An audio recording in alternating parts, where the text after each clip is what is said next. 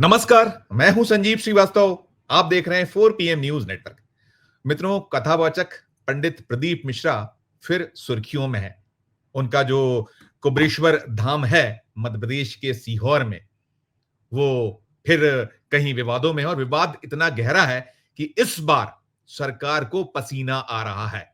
दरअसल जो ये पंडित प्रदीप मिश्रा हैं, यहाँ एक आयोजन करते हैं और ये जो सालाना आयोजन है, इस आयोजन में इस बार फिर एक के बाद एक 7 मौतें बीते 3 दिनों में दर्ज हो गई।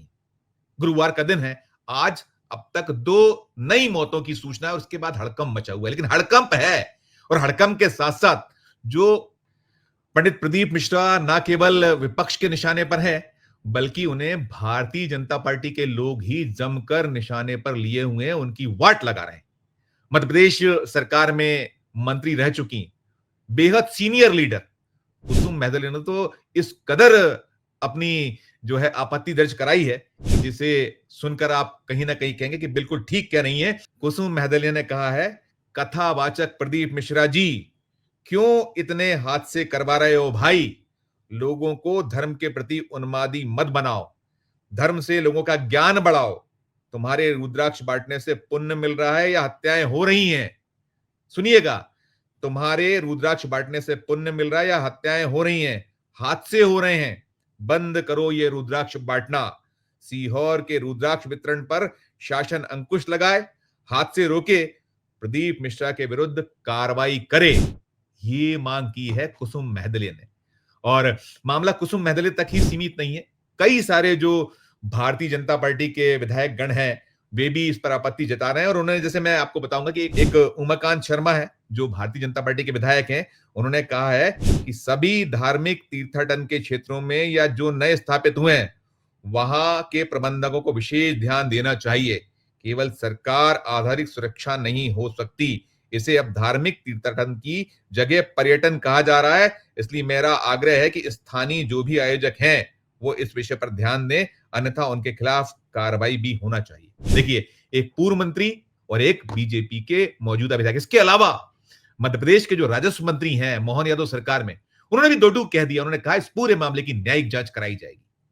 और दिलचस्प यह है कि न्यायिक जांच की जो उन्होंने आदेश या उन्होंने जो बात कही थी मीडिया के सामने, ये बुधवार शाम की बात है, दोपहर की बात है और अब 24 घंटे में पलट गए। वो कैसे पलटे हैं वो मैं आगे दिखाऊंगा, लेकिन मैं आपको बता दूं मित्रों कि जो बीते 3 दिन में ये जो सीहोर है, कुबरेश्वर धाम है, मध्य प्रदेश की राजधानी भोपाल से लगा हुआ जिला, ये पूर्व मुख्यमंत्री शिवराज सिंह चौहान का इलाका है, क्षेत्र है, उनका निर्वाचन क्षेत्र।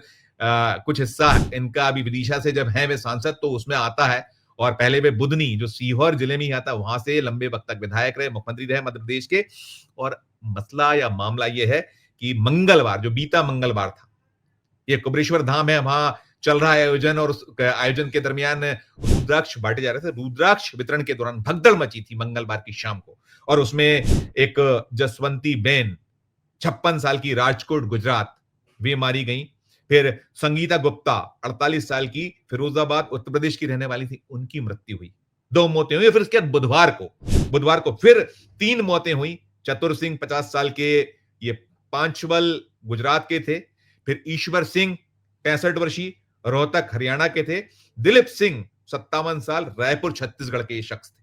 इनकी मौत हो गई। पहले दिन भगदड़ से मौत थी, बाद में 3 ये मौतें अलग अलग, किसी की हार्ट अटैक से मौत हुई, किसी की और वजह से मौत हुई, घबराहट हुई, बेचैनी हुई। और हुआ यह था कि बुधवार को एक यहां पर एक जो पंडित ये प्रदीप मिश्रा हैं, पंडित प्रदीप मिश्रा के उनके नेतृत्व में एक बड़ी लंबी चौड़ी यात्रा निकाली गई थी, जो ये आपके कांवड़ यात्रा, लंबी यात्रा, और आलम बेहद बेहद चिंताजनक हैं, बुरे हैं, महाजाम है। 10 लाख लोग पहुंचे, ये प्रशासन दावा कर रहा है।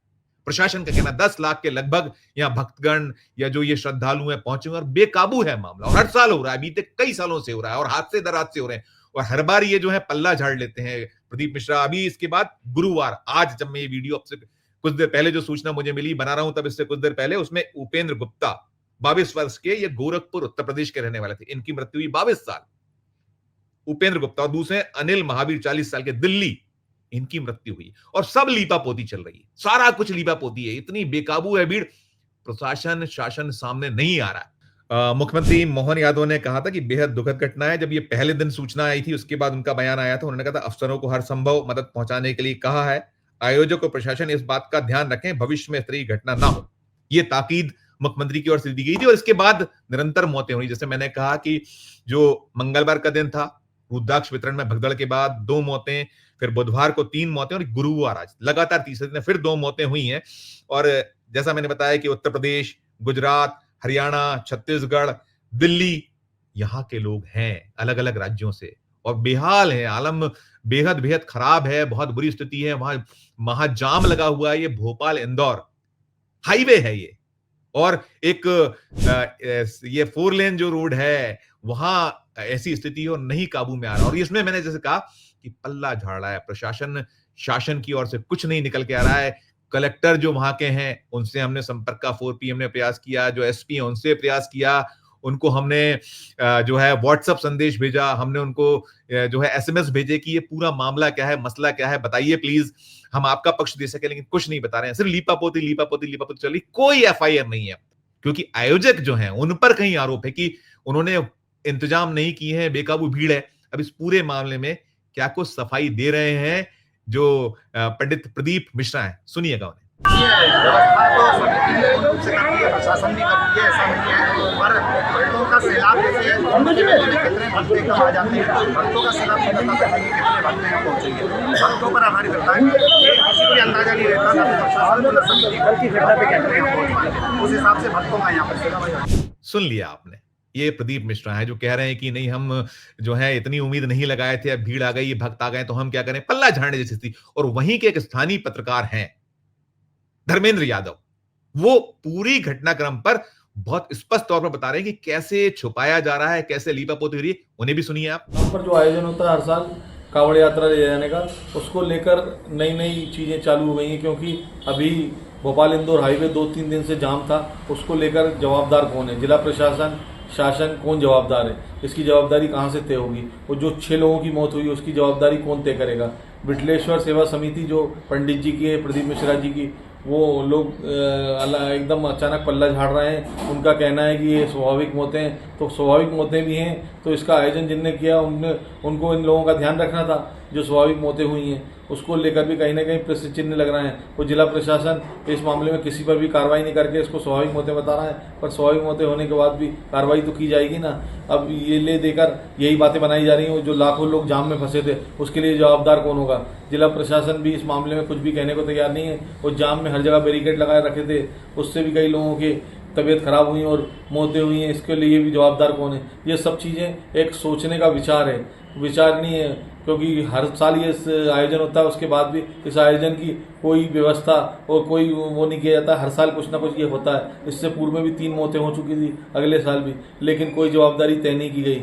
आज ये जरूरत है शासन प्रशासन की कि जवाबदारी तो किसी न किसी की तय की जाएगी या तय की जानी चाहिए।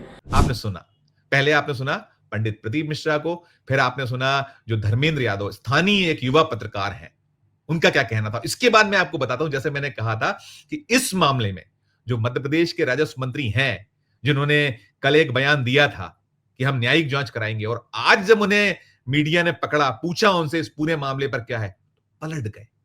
क्यों पलटे वो मैं आपको आगे दिखाता हूं, लेकिन पहले सुनिए कि क्या कुछ कह रहे हैं वो राजस्व मंत्री करण सिंह वर्मा, मध्य प्रदेश सरकार में मंत्री है, मोहन यादव सरकार में, जिन्होंने कल कहा था, यानी बुधवार को कहा था कि हम इस मामले की न्यायिक जांच कराएंगे। अब वो कैसे लीपापोती भरी बात करें, सुनिए उन्हें आप। मंत्री जी, जो कुबरेश्वर धाम में 7 श्रद्धालुओं की मौत हो गई है, इसको लेकर क्या एक्शन लिया जाएगा? देखिए, भोले में उसके 50 लोगों की श्रद्धा है, तो आए लोग ज्यादा संख्या में आ गए, और उसके बारे में आप कलेक्टर ने पोस्ट डाल दी है सभी के बारे में कि किसकी मृत्यु किस कारण से, तो मोबाइल में पूरे कलेक्टर ने जांच करके डाल दी, और उसमें ज्यादा कहने की आवश्यकता है। आपने न्यायिक जांच नहीं, मैंने कहा था पहले, पर कलेक्टर ने पोस्ट डाल दी कि ये इस कारण से, तो न्यायिक जांच कराएंगे? नहीं, अब उन्होंने डाली थी पोस्ट, अब क्या जरूरत। तो जिस तरह से हर बार हादसे होते हैं और अब कोई समिति को लेकर कुछ आपको नहीं, अब देखो कोई कारण है, अब कलेक्टर ने पूरी पोस्ट डाली है, कलेक्टर है, तो उन्होंने पूरी रिपोर्ट डालने की दम घुटने से है, किस कारण से हुई। तो जांच तो कराई जाएगी मामले की। नहीं, उन्होंने पोस्ट डाल दी ना पूरी, अब वो जानकारी दे दी, एक जांच कलेक्टर ने जांच करके डाल दी ना पोस्ट। ठीक है, वही तो नाश्ता करके जाते। अब मित्रों मैं आपको बताता हूं कि वजह क्या है। वजह ये है कि ये जो पंडित प्रदीप मिश्रा हैं, ये खेलते किनकी गोद में है। पूरी की पूरी जो भारतीय जनता पार्टी के अनेक नेतागण हैं, जिनका इन्हें कहीं ना कहीं ये कथाओं में जाना और बड़ा बड़ा, जैसे मैंने कहा कि एक चुटकी में, एक झटके में 10 लाख लोगों को जुटा लेना, चले आना एक श्रद्धालुओं का पूरे देश भर से, अलग अलग हिस्सों से।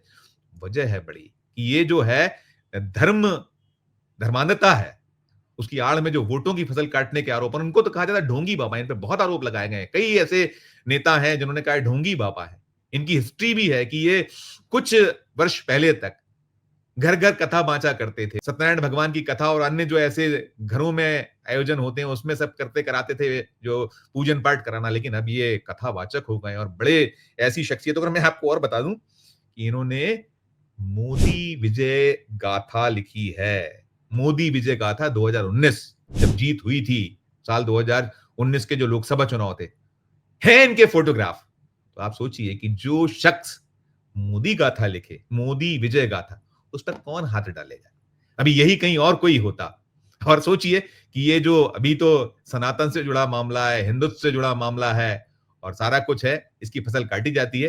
लेकिन ये उलट कहीं होता तो फिर क्या कुछ कार्रवाइयां होती। हमें ध्यान है, हमने देखा है उत्तर प्रदेश में क्या कुछ होता रहा है। उत्तर प्रदेश में इस तरह के जो बाबा हैं, इस तरीके के जो और जो सनातन से जुड़े लोग हैं, वहां कांवड़ यात्राओं में कैसा एक बवाल काटा जाता है, कैसे हंगामा खड़ा किया जाता है, कुछ नहीं हो पाता है। खैर, यही एक दृश्य है, पूरा का पूरा मामला है, इसे लेकर बवाल है, सवाल खड़े किए जा रहे हैं। लेकिन कुल मिलाकर अभी तक तो लीपापोती की स्थिति है।